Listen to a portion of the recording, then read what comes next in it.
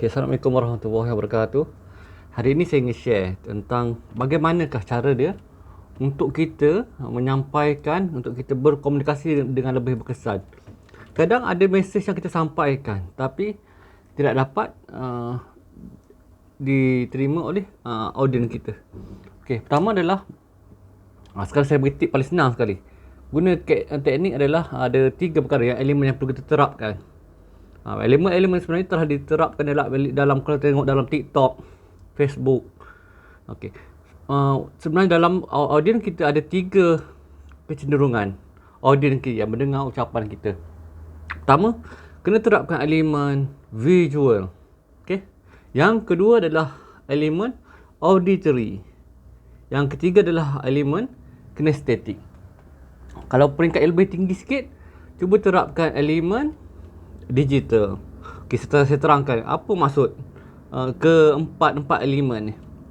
Okay, elemen visual adalah dalam pengucapan awam kita ke, dalam pembentangan kita ke, apabila kita lakukan kita create apa-apa video sekalipun dalam Facebook ke, TikTok ke, kena ada, kalau boleh kena ada 3 elemen ni. Elemen pertama adalah visual. Visual tu bermaksud dalam video berkenaan perlu ada elemen yang berkenaan dengan rangsangan mata kita yang melibatkan penglihatan kita. Contohnya kita bermain dengan warna, bermain dengan video, bermain dengan gambar. Kemudian kalau kita tengok dalam video TikTok ke, tengok YouTube yang terkenal, mereka akan selitkan elemen seperti sari kata. Kadang-kadang audiens kita ni dia tak dengar, dia tak suka dengar, dia suka baca. Jadi perlunya ada elemen sari kata dalam video berkenaan. Kita bermain dengan teks, letakkan teks-teks. Bagi orang visual, dia suka melihat kandungan ni ada banyak teks, video. Jangan bercakap semata. Okay. Yang kedua adalah elemen auditory. Auditory, ada audiens kita tadi yang terdiri dalam kategori kedua adalah kecenderungan kepada auditory. Auditory ni seorang yang cenderung kepada rangsangan telinga, pendengaran. Dia peka melalui bunyi. Okay.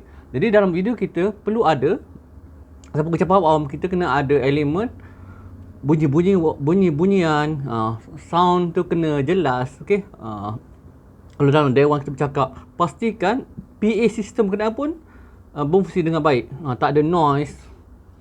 Kemudian cuba selitkan elemen seperti music background ke. Jadi itu boleh menarik perhatian audiens yang mendengar. Yang ni kategori auditory. Kemudian kategori auditory ni dia tak suka melihat. Dia tak suka melihat, tentu baca buku, baca je dia tak suka. Dia suka orang terangkan kepada dia apa yang ingin disampaikan. Okey, ini adalah orang yang kategori auditory. Dalam bidang psikologi, waktu saya ambil bidang psikologi, kita ada ujian yang boleh kita lakukan untuk mengetahui sama ada kita ni kategori mana satu kah? Visual ke, auditory ke, kinestetik ke, digital. Okey, kita pergi pada kategori yang ketiga, iaitu kategori kinestetik. Okey, kategori kinestetik adalah seorang yang dia peka melalui rangsangan psikomotor ataupun anggota. Kalau kita dapat audiens yang kategori, bayangkan badan dewan, kita dapat kategori audiens yang jenis ketiga ni, psikomotor, dia tak boleh duduk diam. Dia suka pergerakan, dia suka bergerak. Dia tak boleh tengok je, dia boleh dengar je lama. Sejam boleh lah, so dia dah panas lah. Dia suka aktiviti. Yang ni kategori yang ketiga, itu psikomotor. Begitu juga dengan anak kita. Bila kita mengajar anak kita, contohlah kita mengajar anak kita membaca, mengajar tentang matematik, tak boleh tunjuk je, kena ada ketiga-tiga elemen ni. Pertama visual, kena tulis depan mata dia. 3 campur 3 berapa? Right, kena tulis. Benar kena ada elemen auditory, kena terangkan dia, bagi dia dengar suara kita. Auditory, 3 campur 3 adalah 6. Okay. Yang sebenarnya yang elemen tadi, kinestetik, ketiga tadi, kita kena minta audiens kita ni, ataupun kalau kita mengajar anak-anak kita, masukkan, kena minta dia amali. Kena minta dia amalkan apa yang dia pelajari. Ataupun waktu dia buat tu, dia kena buat amali. Dia kena tulis sendiri pakai tangan dia untuk memudahkan dia faham apa yang dia belajar. Okay. Ini kesalahan yang banyak dilakukan oleh kadang penceramah tanpa kita sedar. Kadang apa yang tidak sampai tu tak sampai. Sebabkan ilmu-ilmu ni tidak kita terapkan. Okey, dari kategori yang ketiga ni, kita kita dia suka melalui aktiviti. Jadi orang ni dia suka bekerja melalui banyak pergerakan. Dia suka obsession, dia suka yang melibatkan kemahiran. Okay, yang kalau yang kategori satu tadi, kategori visual, dia suka kerja-kerja yang melibatkan, mungkin dia tak suka bergerak, dia suka baca buku je contoh. Dia suka lihat, suka tengok video, suka lihat gambar. Dia tak nak cakap je. Kalau ceramah je tak nak. Dia nak tengok teks ke video ke apa-apa saja. Okey. Manakala untuk kategori kedua tadi, sama juga kalau kita dapat audiens yang kategori auditory tadi, dia tak nak kita tunjuk je slide, suruh baca sendiri. Memang tak lah. Dia suka ceramah terangkan kepada dia. Okey. Ketiga, yang keempat adalah kategori digital. Seorang yang digital ni seorang yang kategori seolah mampiri kepada perfectionist atau kesempurnaan. Dia seorang yang cerewet. Dia suka komplain. Kerja dia komplain je komplain. Masuk je contoh kita nak bercakap, dia tengok asyik cari salah kita je. Itu kategori digital.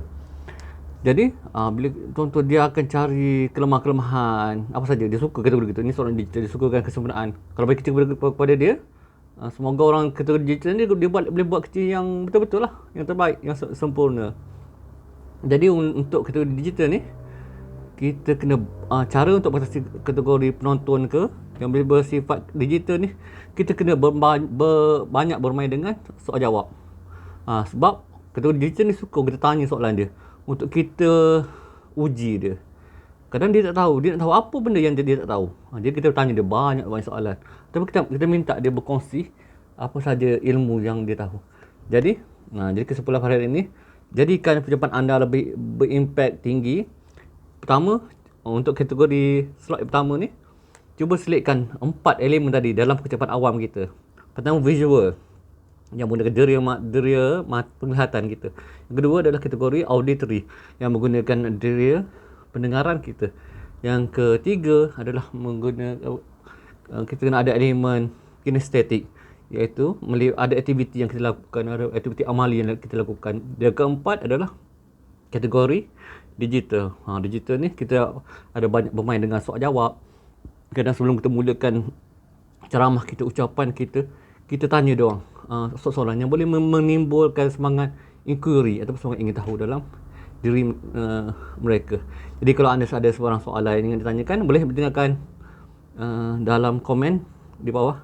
Okey, sekian sahaja. Assalamualaikum warahmatullahi wabarakatuh.